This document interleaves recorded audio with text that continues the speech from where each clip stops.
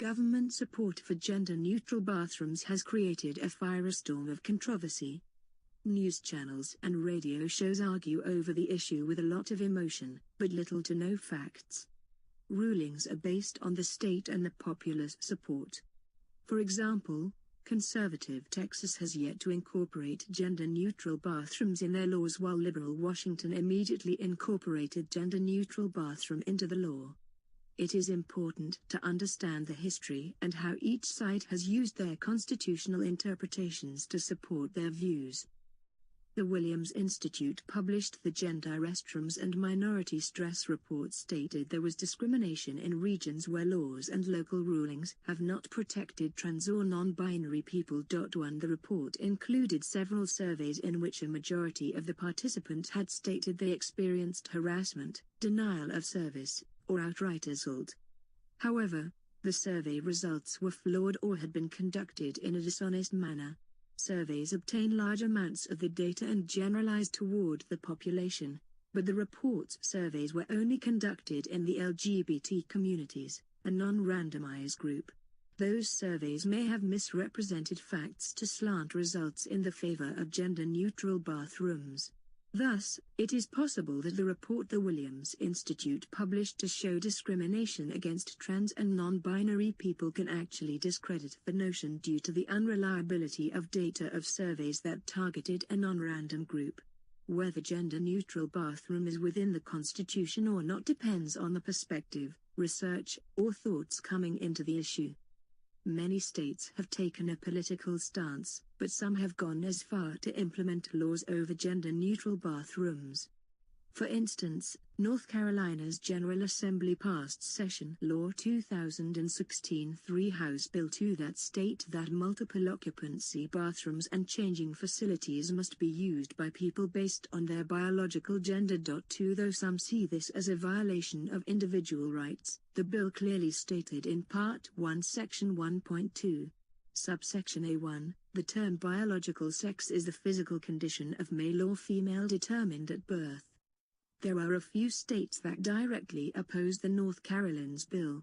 Washington's WOC Title 162, Chapter 162-32, Section 060, say that all people shall be allowed to use gender-segregated facilities consistent with that individual gender expression or identity. 3 Though these laws are implemented by states within the Union, they are diametrically opposed regions.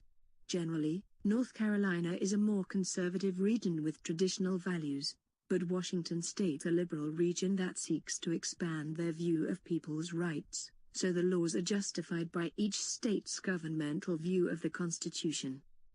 The Constitution is a bare-bones document, yet citizens argue using two very different interpretations of the Constitution. The strict interpretation is when one believes that what is in the Constitution is all the government is permitted. Those in the conservative camp usually align with a strict interpretation of the Constitution and are usually slower to want to enact reform. The loose interpretation is when people believe that the Constitution is an evolving document and that the government isn't necessarily confined to what is in the Constitution but the interpretation of it.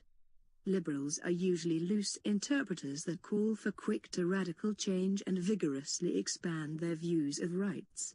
The conservative and liberal camps both use the Constitution in order to defend their stances on gender-neutral bathrooms.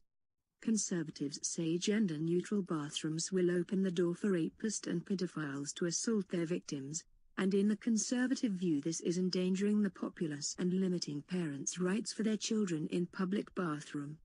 Liberals believe that not having the proper facilities for trans and non-binary citizens is discrimination and is directly interfering with their rights to privacy.